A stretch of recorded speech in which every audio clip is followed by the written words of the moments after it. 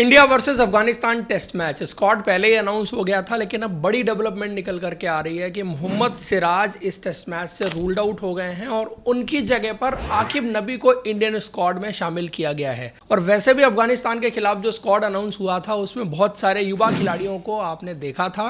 अब सवाल यह है कि इसमें से कौन कौन से प्लेयर को प्लेइंग 11 में खेलने का मौका मिलने वाला है, तो वही डिस्कस करेंगे हम इस वीडियो में वन बाय वन। सबसे पहले अगर बात ओपनिंग की करें तो यशस्वी जायसवाल और केएल राहुल ओपनर रहेंगे। लेकिन एक और सवाल था कि जब ये स्क्वाड अनाउंस हो रहा था तो केएल राहुल को वाइस कैप्टन अनाउंस किया गया था।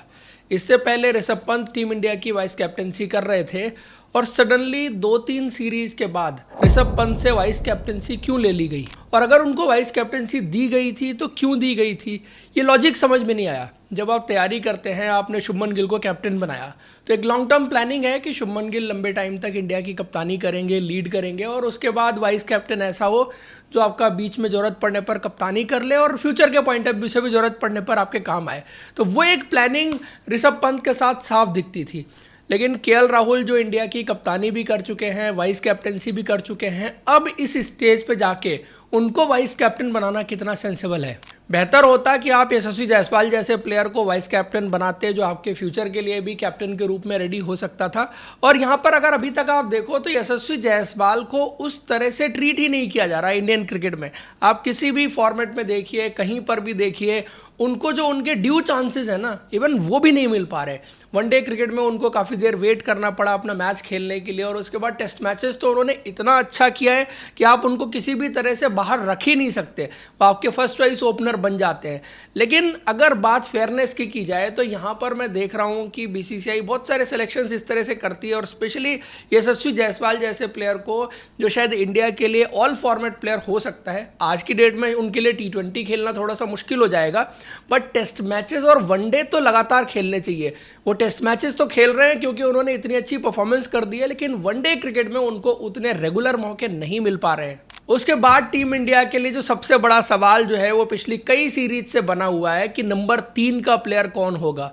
कई सारे प्लेयर ट्राई आउट भी कर लिए गए, इवन वाशिंगटन सुंदर को भी नंबर 3 बल्लेबाजी करवा के देख लिया गया। क्या वो लॉन्ग टर्म प्लान था कि वाशिंगटन सुंदर को नंबर 3 बल्लेबाजी कराएंगे? और साई सुदर्शन जो टेस्ट मैचेस में लगातार फेल हो रहे थे, मौके जितने उनको मिले उतनी उन्होंने परफॉर्मेंस नहीं की।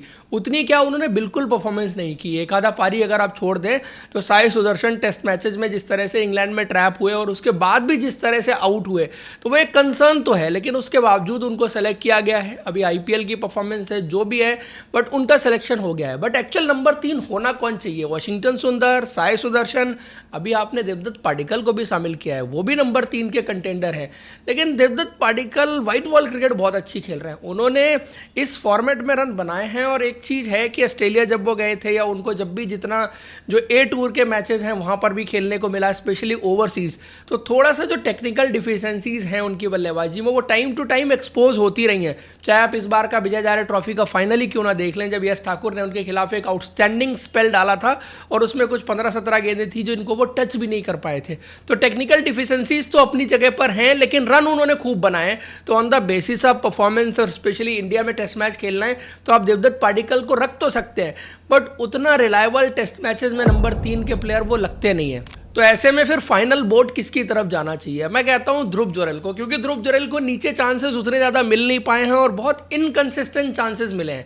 ध्रुव जुरैल को जितना अभी तक देखा है, जब से उन्होंने इंग्लैंड के खिलाफ डेब्यू किया था, डोमेस्टिक क्रिकेट खेली, आईपीएल खेला, ध्रुव जुरैल की टेक्निक बहुत अच्छी है। और जब आप नंबर 3 पर किसी बैट्समैन को सेलेक्ट करते हैं, उसकी टेक्निक अच्छी होनी चाहिए। ध्रुव जुरैल की टेक्निक फास्ट बॉलिंग के खिलाफ भी बहुत अच्छी है, एंड इवन स्पिन बॉलिंग के खिलाफ भी उनकी टेक्निक जो है वो बहुत अच्छी है। अगर आप उनको नंबर 3 पर कंटिन्यूअस मौके देते हैं तो मुझे लगता है कि 1-2 सीरीज में वो अपने आप को वेल स्टैब्लिश कर सकते हैं, जैसे उन्होंने किया है अभी तक टेस्ट मैचेस में। आप देखो जितने भी इंडिया ए के टूर हुए हैं, या टीम जो है वो मेन सीरीज से पहले मैचेस खेलती है, वहीं पर उनको कंसिस्टेंट मौके मिले। उन्होंने इंग्लैंड में भी लगातार 2-3 मैचेस में रन बनाए थे, ऑस्ट्रेलिया में भी शानदार बल्लेबाजी करके दिखाई थी, और उसके अलावा जो टेस्ट मैचेस उनको मिले हैं वहाँ पर भी उन्होंने इंप्रेस किया है। शायद बड़ी पारियों में कन्वर्ट नहीं कर पाए उन स्कोर्स को, अपने मैचेस जो थे, जो मेन मैचेस थे वहाँ पर। लेकिन ओवरऑल अगर आप टेम्परामेंट की बात करें, टेक्निक की बात करें, प्रॉस्पेक्ट की बात करें, तो मुझे लगता है कि ध्रुव जुरैल को नीचे 5-6 नंबर खिलाने से बेहतर है कि आप उनको 3 नंबर पर लेके आइए और 3 नंबर के हिसाब से उनके पास वो इक्विपमेंट है कि वो वहाँ पर अपने आप को एस्टैब्लिश कर सकते हैं और इंडियन टीम के लॉन्ग टर्म सोल्यूशन बन के आ सकते हैं। उसके बाद 4 नंबर पर शुभमन गिल ही रहेंगे, 5 नंबर पर ऋषभ पंत। और ऋषभ पंत के साथ तो बहुत एक्सपेरिमेंट हुए हैं, उनके नंबर के साथ भी, उनकी कप्तानी के साथ भी। उनका वाइट बॉल अच्छा नहीं गया, वनडे क्रिकेट, T20 वहाँ पर वो स्ट्रगल कर रहे हैं। लेकिन कई बार क्या होता है कि हमने देखा यहाँ पर सिलेक्शन में प्लेयर IPL में अच्छा कर देते हैं, वो टेस्ट की टीम में आ जाते हैं या वनडे की टीम में आ जाते हैं। लेकिन एक्चुअल में क्या होना चाहिए, जो प्लेयर जिस फॉर्मेट में अच्छा कर रहा है, टेस्ट क्रिकेट ऋषभ पंत का ऐसा फॉर्मेट है, अगर आप पिछले 5-7 साल के प्लेयर्स उठा के देखें तो Rishabh Pant is one of your best test player. आप कह सकते हैं जसप्रीत बुमराह हैं, इवन विराट कोहली के उतने रन नहीं बने, या कोई भी और सीनियर प्लेयर आप उठा के देख लीजिए, इवन शुभमन गिल ने उतने रन नहीं बनाए जितना ऋषभ पंत ने पिछले 5 साल में इंडिया के लिए टेस्ट मैचेस में परफॉर्मेंस करके दी है, बड़े बड़े मैचेस जिताए हैं। तो टेस्ट मैचेस में ऑलरेडी वो इतना अचीव कर चुके हैं जो बहुत सारे लीजेंड्स ने अचीव नहीं किया है। और उसके बावजूद भी आप टेस्ट मैचेस में भी उनके बल्लेबाजी को लेकर के, उनकी कप्तानी चलो छोड़ दीजिए, एक तरफ आप रख दीजिए, बट बल्लेबाजी एज अ बैट्समैन वहाँ भी क्वेश्चन होने लगता है। इंग्लैंड में जब वो कुछ ऐसे आड़े तिरछे शॉट लगा के आउट हो गए थे, ऑस्ट्रेलिया में माफ कीजिएगा, तो वहाँ पर सवाल उठने लग गए थे कि ऋषभ पंत को टेस्ट की टीम से बाहर कर देना चाहिए, उनको नहीं खिलाना चाहिए, ऐसे प्लेयर की जरूरत इंडियन टीम को नहीं है। यार आप एक बार उसके नंबर्स तो उठा के देखिए, और नंबर से ज़्यादा वो इंपैक्टफुल परफॉर्मेंसेज जो आपके माइंड में हमेशा रहती हैं कि ऋषभ पंत ने as a wicket keeper, batsman Indian cricket में, इंटरनेशनल क्रिकेट में क्या अचीव किया है। एक बार लुक बैक करिए, वो अचीवमेंट्स बहुत बड़ी हैं। और छोटी छोटी फेलियर्स पर बार बार उसको पीछे आके कहते रहना कि नहीं ऋषभ पंत टेस्ट की टीम में भी नहीं होने चाहिए क्योंकि उन्होंने IPL में अच्छा नहीं किया, या वाइट बॉल क्रिकेट के नंबर्स उनके बहुत अच्छे नहीं है। आई थिंक ये तो वैसे भी सेलेक्टर्स को चाहिए कि आइसोलेशन में देखें फॉर्मेट स्पेसिफिक प्लेयर, और ऋषभ पंत को अब आप टेस्ट मैचेस तो कम से कम सुकून के साथ खेलने दीजिए। वाइट बॉल ठीक है, वो नई परफॉर्मेंस हुई उनसे, या नहीं खेलना चाहिए, आपने वनडे की टीम से भी उनको बाहर कर दिया, वो जस्टिफाइड है। But test matches Rishabh Pant खेलने चाहिए, और 5 नंबर उनके लिए एकदम परफेक्ट जगह है जहां पर वो बल्लेबाजी करके परफॉर्मेंस दे रहे हैं। देन नंबर 6 की बात करें, वॉशिंगटन सुंदर को आप यहां पर लेके आ सकते हैं क्योंकि वॉशिंगटन के पास टेम्परामेंट है टेस्ट मैचेस वाला, क्योंकि पेशेंस के साथ बल्लेबाजी करते हैं, प्लस टेक्निक भी उनके पास अच्छी है, even fast bowling, spin bowling दोनों के खिलाफ। इसी वजह से उनको नंबर 3 पर भी खिलाया गया था।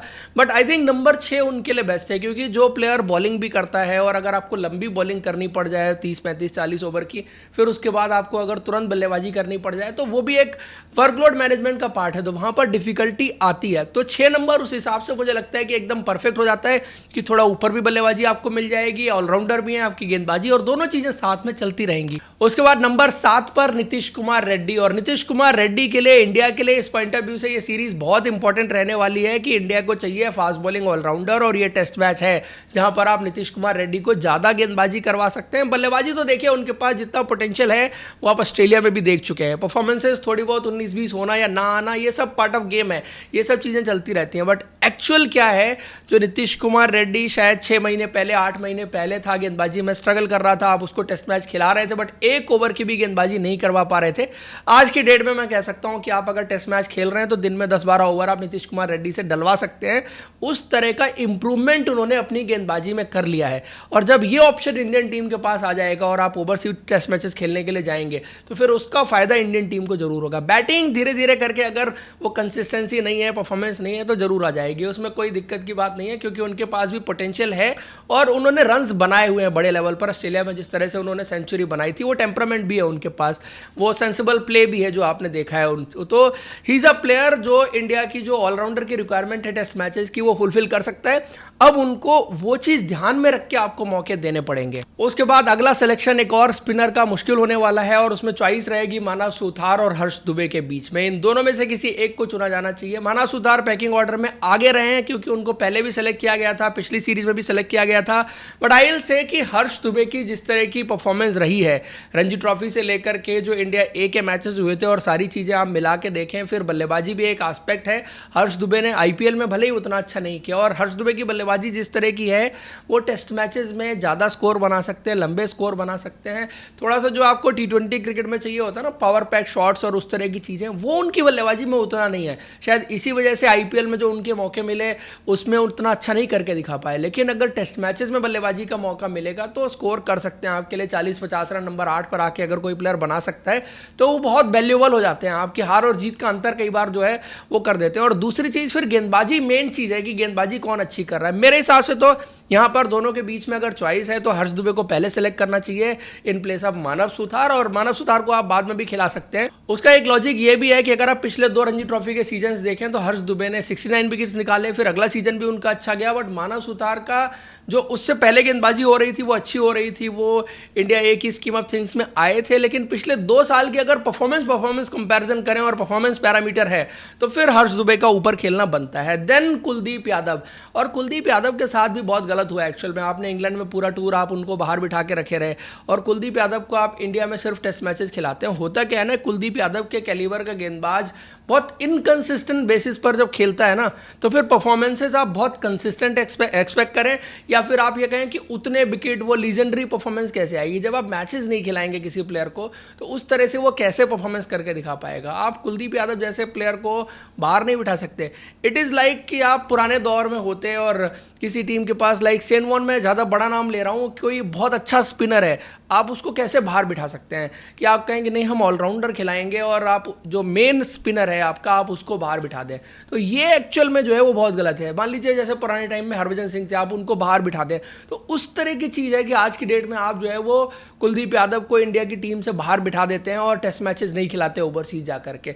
फिर उसके बाद बारी 2 फास्ट बॉलर चुनने की, क्योंकि 2 ही जगह बची हुई और इंडिया ने स्क्वाड में सिर्फ 3 ही फास्ट बॉलर चुने थे। 3 में से एक फास्ट बॉलर जो है वो रूल्ड आउट हो गया, मोहम्मद सिराज, और उसकी जगह पर आ गए आकिब नबी। तो फाइनली वो जस्टिस मिल गया आकिब नबी को, मुझे लगता है, जो वो डिजर्व करते थे। और जिस तरह की परफॉर्मेंस उनकी रणजी ट्रॉफी में पिछले 2 साल में रही है, 125 से ज़्यादा विकेट वो ले चुके हैं डोमेस्टिक क्रिकेट में, और उसके दम पर उनका खेलना बनता था। और उससे ज़्यादा इंपॉर्टेंट क्या है ना कि जो स्किल सेट उन्होंने दिखाया, जिस तरीके से गेंदबाजी की, क्योंकि कई बार बात क्या होती है ना, उतने विकेट लिए या इतने विकेट लिए, इतने विकेट लेने की बात नहीं है। जो उनकी गेंदबाजी में दिख रहा था, जिस तरह का पेनिट्रेशन, जिस तरह से टेस्ट मैचेस में वो विकेट निकाल रहे थे, लोग सवाल उठा रहे थे कि यार 130-32 की पेस पर आप पुरानी गेंद से विकेट नहीं निकाल सकते। दिल्ली में मुझे याद है रणजी ट्रॉफी का मैच था, उन्होंने 6 या 7 विकेट लिए थे दिल्ली के उस मैदान पर जहां पर कोई फास्ट बॉलिंग के लिए पुरानी बॉल से उतनी मदद नहीं थी, वहां पर उन्होंने 6 या 7 विकेट लिए थे। और जिस तरह से पुरानी बॉल को उन्होंने लहरा के दिखाया और मूव करा के दिखाया, तो ये स्किल सेट डिफरेंट है। आपको वो हर्षदीप का स्टेटमेंट भी याद होगा, जब उनको नेट में बल्लेबाजी करते हुए, गेंदबाजी करते हुए उन्होंने देखा था, तो वहां पर उन्होंने कहा था, दिलीप ट्रॉफी के दौरान मुझे लगता है कि वो इंस्टेंस हुआ था, जहां पर उन्होंने कहा था कि उन्होंने 6-7 बॉलें की और उन्होंने 5-6 विकेट ले लिए। तो है उस गेंदबाज में वो काबिलियत कि टॉप लेवल पर खेल सकता है, परफॉर्मेंस कर सकता है, इंडिया के लिए मैचेस जिता सकता है, और यही बेस्ट टाइम है। इससे ज़्यादा लेट करेंगे आप तो फिर आप प्लेयर को एक बर्बाद होने के कगार पर छोड़ देते हैं। अगर प्लेयर को बनाना है तो उसका पीक जब चल रहा है, जब अच्छी परफॉर्मेंस कर रहा है, तो उस टाइम पर मौका दीजिए, और यही राइट टाइम है। और बल्लेबाजी में भी कंट्रीब्यूट कर सकते हैं। आप सब जानते हैं इस बार विजय हजारे ट्रॉफी में उन्होंने एक सेंचुरी लगा के मैच जिताया था, ऑलमोस्ट इम्पॉसिबल सिचुएशन से अपनी टीम को एक मैच जिताया था। तो बल्लेबाजी का पोटेंशियल आप इस बात से अंदाजा लगा सकते हैं कि रणजी ट्रॉफी में तो सेंचुरी कई सारे गेंदबाजों के नाम हो सकती है, जैसे उमेश यादव के नाम भी थी, बट 50 ओवर क्रिकेट में सेंचुरी लगाना थोड़ा सा डिफरेंट खेल है कि वहां पर आपको शॉट्स मेकिंग एबिलिटी भी चाहिए और स्कोरिंग एबिलिटी आपको चाहिए, जो कि उनके पास है। उसके बाद 11वां प्लेयर आपको चुनना है प्रसिद्ध कृष्णा और गुरनूर बराड़ के रूप में। चूंकि अब मोहम्मद सिराज नहीं है, अब मोहम्मद सिराज के ना होने की वजह से आपको प्रसिद्ध कृष्णा को खिलाना पड़ेगा, क्योंकि आप एक्सपीरियंस जरूर ढूंढेंगे, जो कि ढूंढा जाता है। बट मेरे हिसाब से अगर आप गुरनूर बराड़ को खिलाएं, जिस रीजन से आपने गुरनूर बराड़ को इस स्क्वाड में शामिल किया है, उस रीजन से उनको खिलाना चाहिए। अच्छी हाइट है, अच्छा हिट करते हैं, डेक को पेस भी अच्छी हिट करते हैं, और जो पुरानी बॉल से विकेट निकालने के लिए इंडियन टीम स्ट्रगल करती है कई बार, जब आप ओवरसीज टूर्स पर भी जाते हैं, इवन इंडिया में भी टेस्ट मैचेस खेलते हैं, तो नई गेंद होती है, मूव करती है, तो हर कोई जो है वो विकेट निकाल देता है। रिवर्स होती है तब एक कंडीशन बनती है, इंडियन फास्ट बॉलर थोड़ा बहुत उसको एक्सप्लॉइट कर सकते हैं और विकेट निकाल सकते हैं। लेकिन जब गेंद कुछ नहीं कर रही हो तो आपको थोड़ा सा वो एक्स्ट्रा यार्ड चाहिए, थोड़ा सा वो एक्स्ट्रा बाउंस चाहिए, एक्स्ट्रा पेनिट्रेशन चाहिए, जो कि गुरनूर बराड़ दे सकते हैं। और पिछले 2 साल में डोमेस्टिक क्रिकेट में ये चीज़ उन्होंने करके दिखाई है, क्योंकि वो 1 चेंज 2 चेंज 3 चेंज जो है वो गेंदबाजी कर रहे थे अपनी टीम के लिए, और वहाँ पर उन्होंने विकेट निकाले, और इसी वजह से उनको शामिल भी किया गया है। उनको इंडिया ए का मैच भी खिलाया गया था, वहाँ पर भी उनकी परफॉर्मेंस जो है वो ठीक ठाक रही है, जिसकी वजह से आप उनको देख रहे हैं। जब यहाँ तक आप उनको लेके आए हैं तो मैं कहता हूँ टेस्ट मैच खिला दीजिए। आप लोग क्या कहते हैं इस प्लेइंग 11 के बारे में, कमेंट करके बताइए। वीडियो इन्फॉर्मेशन अच्छी लगी है तो लाइक और चैनल को सब्सक्राइब जरूर करें। Thank you, see you in next video.